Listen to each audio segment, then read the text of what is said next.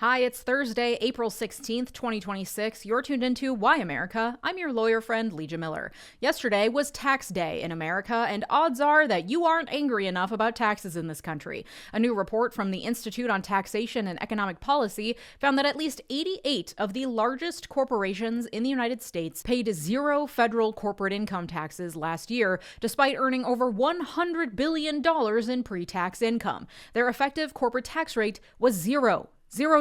For reference, the average tax rate in the U.S. is 14.5%, meaning on average, American individuals pay 14.5% of the money they earn towards federal income taxes. That number, of course, is an average, so we'll talk about what that means for different income earners and debunk some annoying anti-graduated income taxation arguments I always see in my comment section along the way.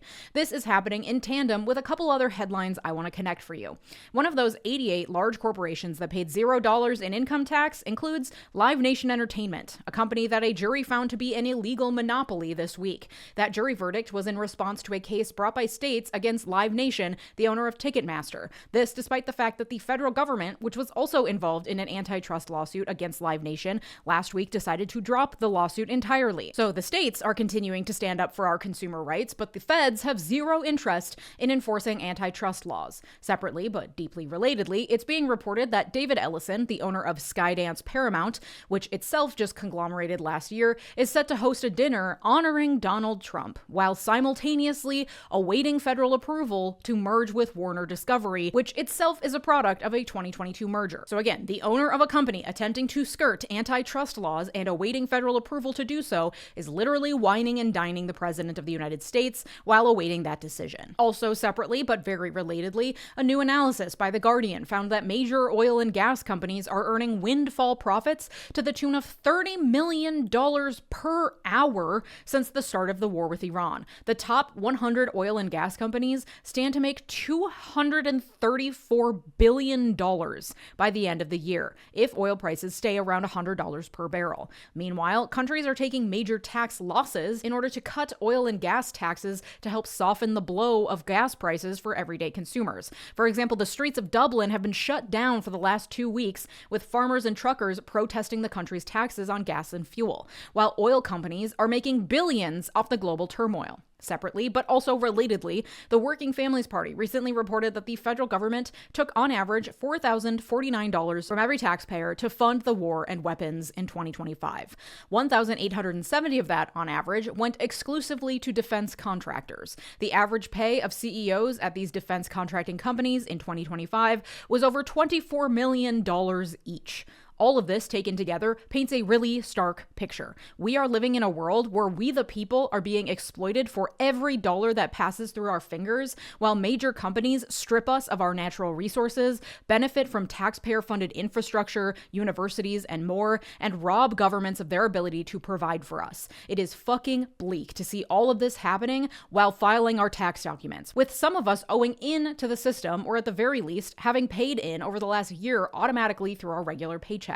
It's maddening, and it can feel so fucking perverse to be paying into a system that so clearly and blatantly violates the humanity of everyone except for the top 0.1%. This headline from NPR helped inform my reporting on this issue. Jury finds that Live Nation acted as a monopoly and overcharged ticket buyers. Using the Ground News browser extension, I can get helpful background information on this publication in one quick glance. To get the big picture, I can click on full coverage, which will show me coverage of the same story from publications across the political spectrum. My partner on today's video, Ground News, is an app and website that offers tools to help you critically analyze the news you read, providing context to understand the full picture. You can follow along at ground.news/Leeja. For every major news headline and headlines you may have missed, Ground News provides you with information and context, like who owns the publication and how factual it is, to help you determine for yourself what is trustworthy and how to interpret the news. I feel empowered by Ground News by getting well-rounded insight into each headline instead of relying on a single outlet that might have underlying biases and motivations that I'm not aware of.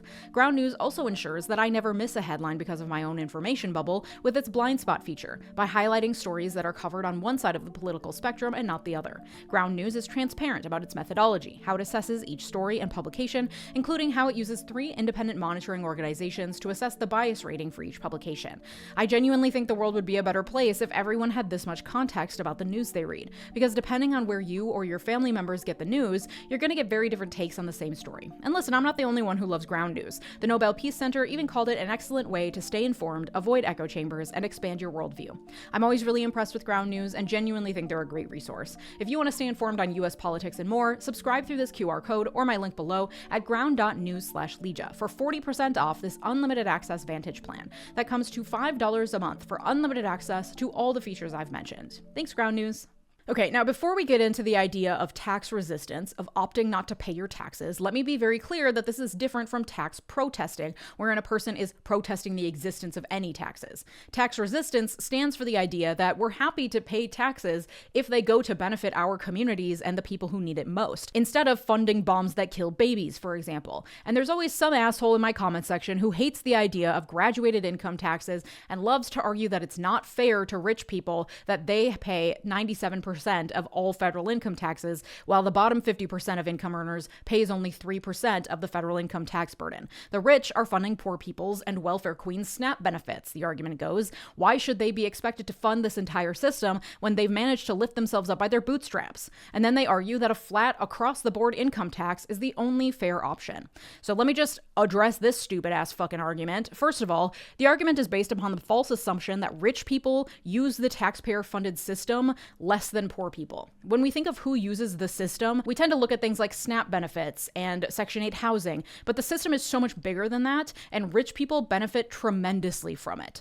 R&D at public universities, school systems to produce workers, government contracts that make them rich, roads and bridges for workers and transport vehicles to use, not to mention the extensive natural resources and environmental degradation a lot of their wealth relies upon. The internet itself, which pretty much every employer today relies upon in some capacity, was invented using taxpayer-funded research initiatives. On top of that, some large corporations underpay their workers, so those workers need food stamps even while working. The federal government subsidizes those companies by allowing them to pay their workers less, and then the government has to make up the difference so their workers can just barely continue to exist. But the asshole in my comments will argue the top 1%, those making over $663,000, paid an average of 26.1% of their income to taxes, while the bottom 50% paid only on average 3.7% of their income towards their income taxes. How is that fair? Well, let's discuss what that actually looks like in practice. That means if a person earned $663,000, they paid $173,000 in taxes. That's a lot. But that also means that they had left over $490,000 US. Meanwhile, people in the bottom half of taxpayers who make under $50,000 paid an average income tax rate of 3.7%. Now, of course, these averages skew the reality a bit on both ends, because someone who earned $50,000 didn't pay a 3.7% tax rate. That percentage is being skewed downward because of the number of people in the lowest 50% who pay zero taxes because their income is so low. People earning under around $15,000 per year don't have to pay income taxes. If you're making $50,000 per year, your effective tax rate is closer to 12%, which is still way lower than the 26% tax rate of the higher income earner we just talked about. That means that while our higher income earner who made $663,000 last year paid $173,000 to federal taxes, meanwhile, our $50,000 per year earner at 12% paid in only $6,000 to the system, which on paper seems really unfair. But again, these percentages don't take the full reality into account. The high earner, after paying taxes, still has nearly $500,000 to live on for the year. The $50,000 earner, after paying taxes, has $44,000 to live on for the entire year. People who hate taxes want you to believe that the person making $50,000 per year is taking advantage of the system because of a lower effective tax rate than the person making $660,000 per year. That the person with $500,000 to play with every year after taxes is the victim in this scenario, that things should be made equal and everyone should pay the same percentage of taxes across the board. And I guess to a certain extent, there's only so far logic, reason, and basic human decency can take me on this argument. If a person genuinely believes that the person with $500,000 left after taxes deserves that money more than the person with $44,000 left over, that there isn't some larger inequality going on, that one person can make more money than they need and another can make so little they can barely pay for rent and food and health insurance every month, then that's fucked up. That's on you. But just from a practical standpoint, the likelihood that that person making $660,000 availed themselves heavily of the infrastructure that taxpayer dollars built, whether through universities, through the roads and bridges, and the internet that their employees use to do the work that generates the profit that they then steal, means that yes, they should pay a larger percentage than the person making $50,000 per year who maybe uses the internet or drives their car on roads and maybe went to a 4-year university, though they're probably still in debt from that experience too. The stress on the system and on the environment that rich people cause through their private jets, their conspicuous overconsumption, their giant mansions, their super yachts, and more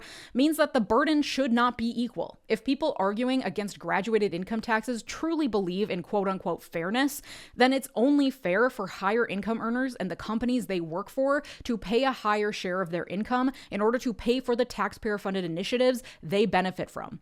If anything, the fact that the top 1% pays 40% of all income taxes and yet still manages to maintain their status as the wealthiest people on the planet indicates to me how cheap it is to fund the government compared to their incomes, how little they miss that money, if they pay it at all after managing to avoid taxes through various loopholes.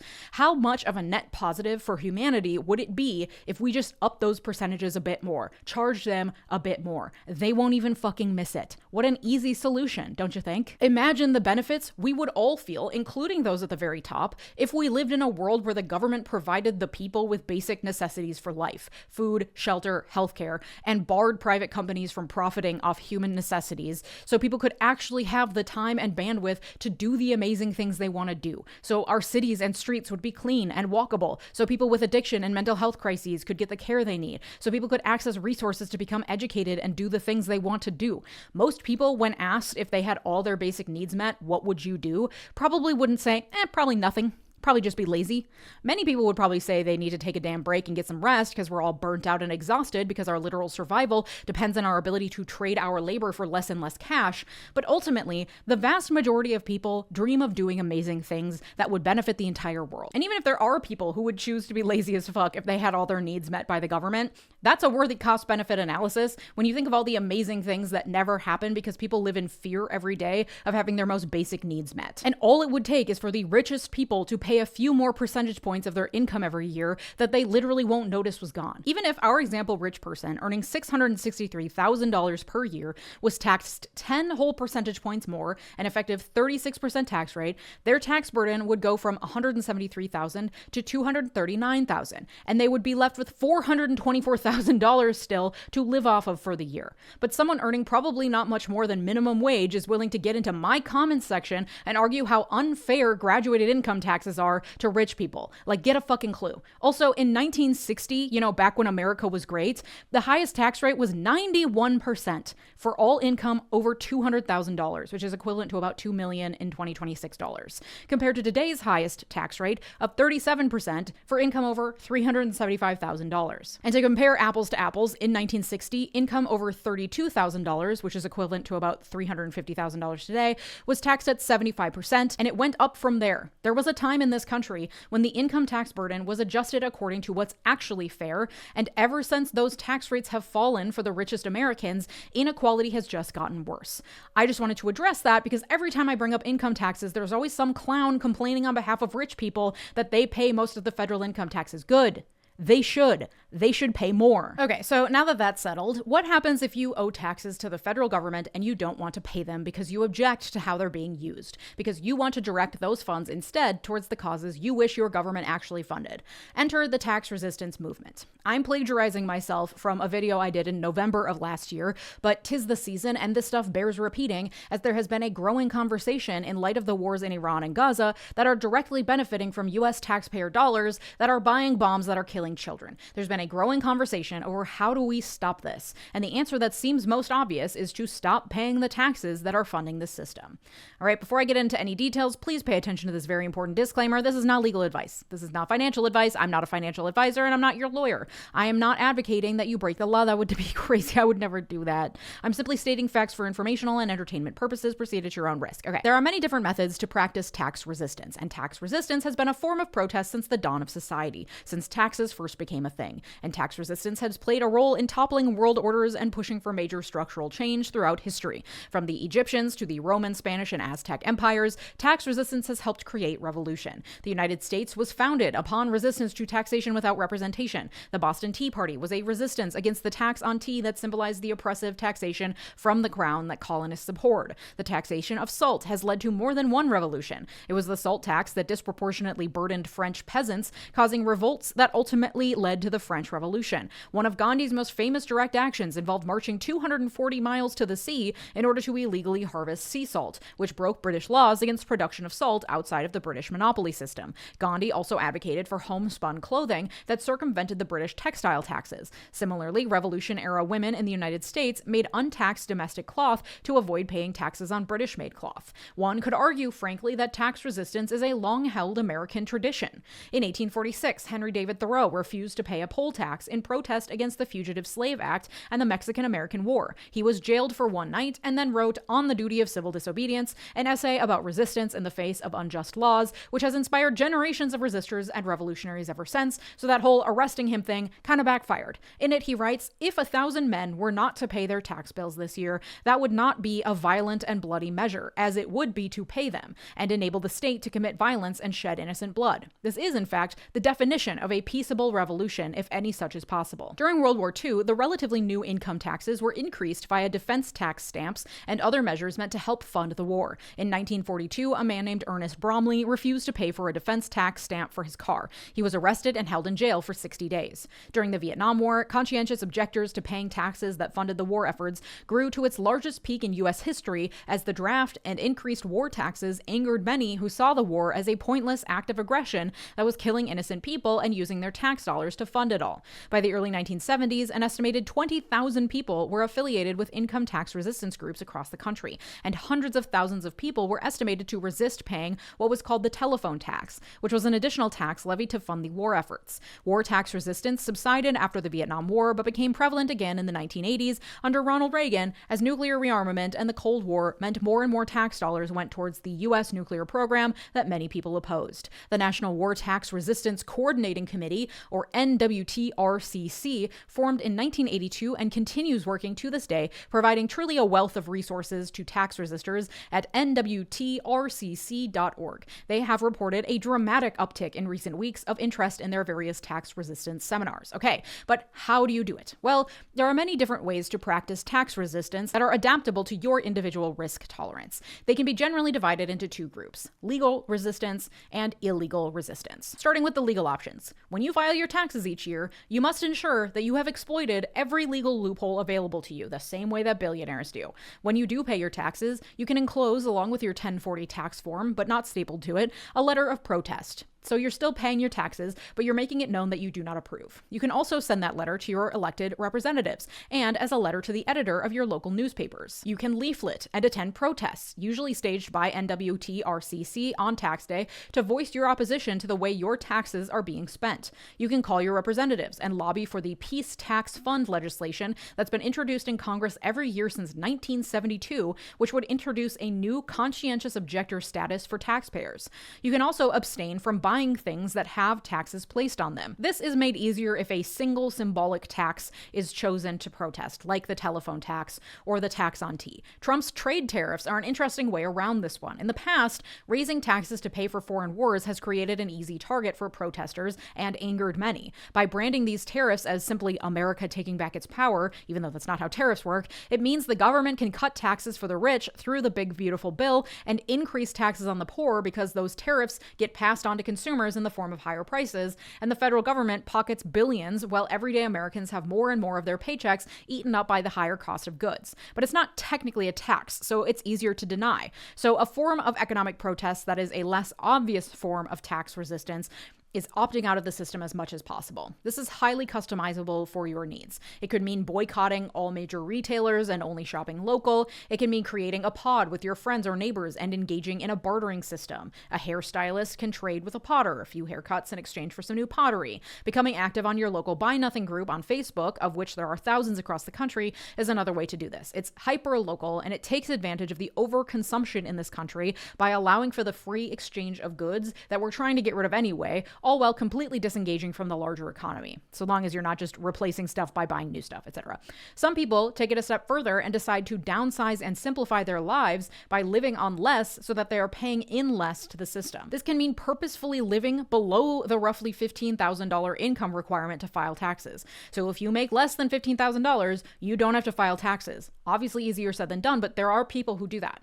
Another option, if you itemize your tax deductions, meaning you don't just take the standard deduction, but instead go through and itemize everything, you can give away upwards of 60% of your annual gross income to an eligible nonprofit and avoid paying any taxes on it, meaning you control where that money goes towards housing, food resilience, whatever you believe in, instead of giving it to the government to spend it on bombs to kill babies. This is, of course, also easier said than done when most of us are 1 or 2 paychecks away from bankruptcy or homelessness, but I do know that some of you are pretty comfortable. There are leftist millionaires, believe it or not me, but they exist. All of this is legal and depends entirely on each individual's circumstances and willingness to experience maybe some slight discomfort, but also the sense of freedom that comes from at least partially disengaging from a system that is so incredibly fucked and that they do not believe in. Another legal method that's slightly less attainable for most people, but is an option nonetheless, is moving to a different country. As a U.S. citizen, you're still required to file a tax return document every year with the U.S., but the foreign earned income exclusion or foreign tax credit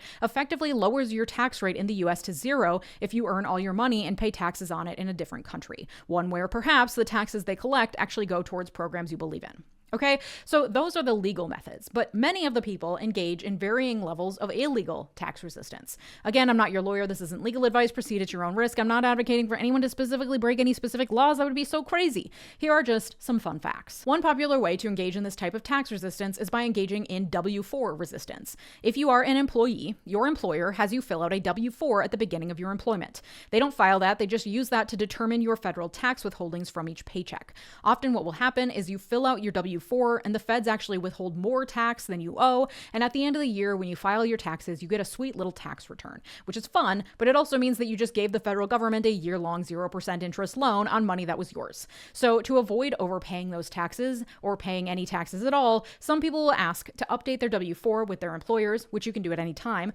and will go to step 4B on their form and add deductions in order to zero out what they owe. So for example, if you are a single person making $40,000 per year, you would take your yearly income minus the standard deduction, which in 2025 is $15,000 for a single person or $30,000 for a married couple filing jointly. So 40,000 minus 15,000 equals 25,000, and that is the number you put in line B4 of your W-4 as a deduction. That would essentially zero out your tax withholding from your paycheck. This is technically illegal, assuming you don't actually plan to make those deductions on your taxes, because it means you're lying to the IRS. You would still owe those taxes at the end of the year, but that gives you time to think about whether you want to pay them. You can take the money you would be paying and hold it in a high interest savings account so you actually make money off of it. Or some people put the money in an escrow account, often a pooled escrow account through a local organization like the ones affiliated with NWTRCC. Again, that's nwtrcc.org, with the explicit purpose of holding the money until the federal government offers people an option to pay without their money going towards defense. And meanwhile, that collective escrow account can be used to support local organizations, to support resistors who get audited or fined by the IRS, and as a means of showing that the tax resistor is not simply trying to keep all the money for themselves, but instead take what they would be paying in taxes and use it for causes they actually believe in. If you are self-employed, you would do this by simply not paying your quarterly taxes. Some people will do this with all of the tax money they owe. Some will resist by refusing to pay a small symbolic amount, $10.40, withheld on your 1040 tax return, accompanied by a letter stating why you're underpaying, for example. Some tax resistors simply file no tax return at all. Others resist by working jobs for which they get paid in cash and then not claiming that cash on the return, effectively showing less official income and thereby paying less to the government. Okay, but of course there are negative consequences for people who break the law while resisting taxes. And though they are serious, I think they are generally overblown. Again, this is not legal advice. Please proceed at your own risk. While the consequences can be steep, even for slight underpayment, and can include fines of up to $500 for frivolous filings, or interest charges and other fees and fines up to and including garnishing wages, putting liens on property, attempting to seize property, and even jail time, which which is all very scary, the frequency with which much of anything drastic happens is pretty low. The IRS has truly been painted as this scary, menacing threat, the tax man, But the reality is, according to NWTRCC, over the past 85 years of literal hundreds of thousands of war tax resistors, only 2 have ever gone to jail simply for not paying taxes. Others have gone to jail for contempt of court or lying on their tax forms. One guy was arrested in 1942 for refusing to buy a war tax stamp on his car, which I mentioned, and another guy, 𝗖𝗓𝗧𝗧, was imprisoned in 2005 for willful failure to pay federal income taxes. He is a lawyer, and so the general wisdom is that accountants and lawyers and other tax professionals are more at risk of getting imprisoned or heavily punished for tax resistance because it's thought that they should know better, and therefore their failure to pay is more willful than the average person. So your likelihood of being imprisoned is not zero, but it's also not very high. Similarly, the frequency with which the IRS seizes property is also incredibly low. They tend to reserve property seizures as a way to make an example of exceedingly rich tax evaders. Your 2013 Honda is probably pretty low on their list. According to NWTRCC, the last attempt by the IRS to seize property from a war tax resistor was in 1999. Additionally, there is a huge portion of unpaid taxes that the IRS simply never recovers. Of the $458 billion per year that are unpaid taxes that are owed that someone is refusing to pay, the IRS only recovers about $52 billion of that chunk, or about 11% of the unpaid federal income taxes. 89% goes uncollected. If you don't pay a symbolic $10.40 of your tax bill, or even your entire, $1,500 tax bill or whatever it is, the cost of enforcement will most likely outweigh the money you owe them, making it far from worth their time, especially now that the IRS funding has been further gutted by Doge.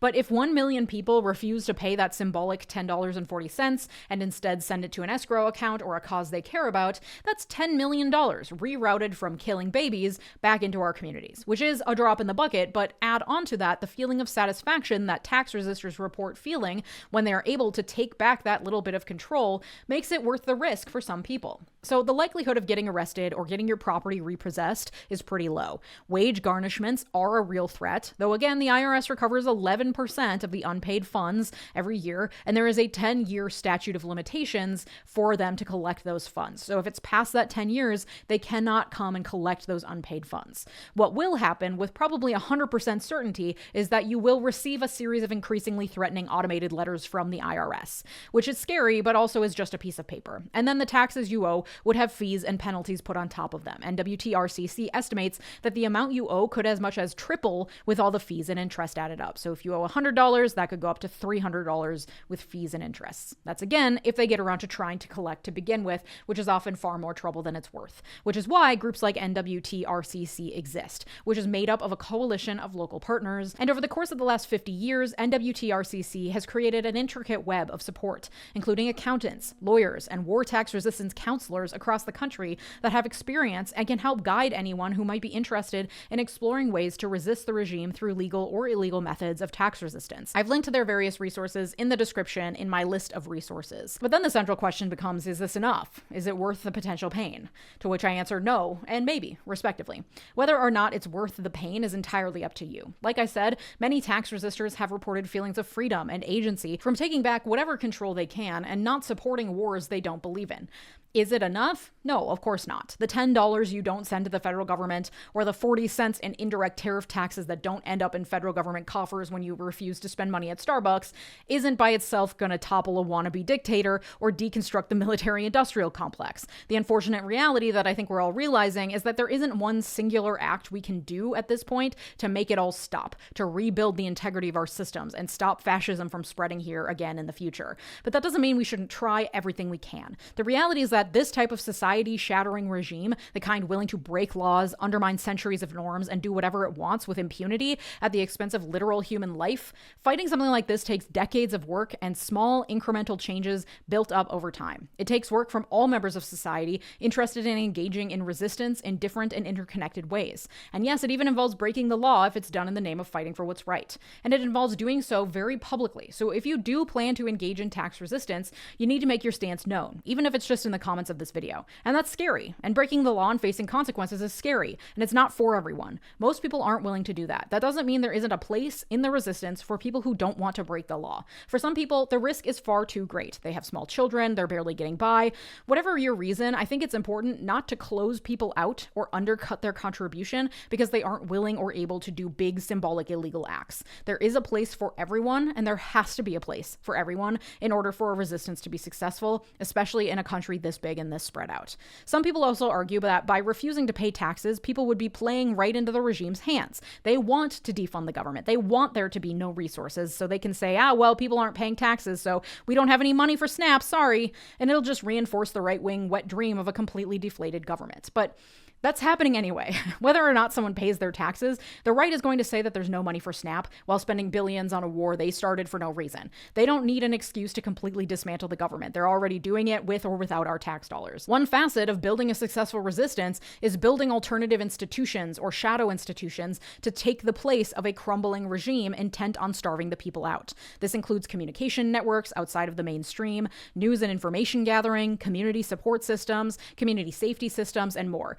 Imagine the potential for building those shadow networks with the tax money being withheld from the federal government. These are the kind of networks that could then provide support, resources, shelter, and more to the very people being targeted by the government for withholding their taxes to begin with. And beyond tax resistance, building community networks is a necessary element to building a successful resistance as well. And this is the central message I continue to drive home. There are many methods to resisting a dictator, but all of them revolve around you building a community with your neighbors and your loved ones, a community that you can rely on for help, that you're not afraid of asking for help, that gives you the peace of mind that you are not alone and that you will have people to fall back on no matter what happens. That is the key to surviving this. If you'd like to support my work, consider joining on YouTube, Patreon, or Substack to get completely ad-free access to all of these episodes. And if you like my Reagan Ruined Everything t-shirt, you can get one for yourself at LeejaMillerMerch.com. Thank you to my multi-platinum patrons, Christopher Cohen, Evan Friedley, Mark, Sarah Shelby, Dennis Smith, Art, David, Latranger Lucas, Thomas Johnson, and Tay. Your generosity makes this channel what it is, so thank you. And if you like this episode, you'll like the one from Wednesday about what the US can learn from Hungary. Thanks so much for watching. Have a good day. Bye-bye.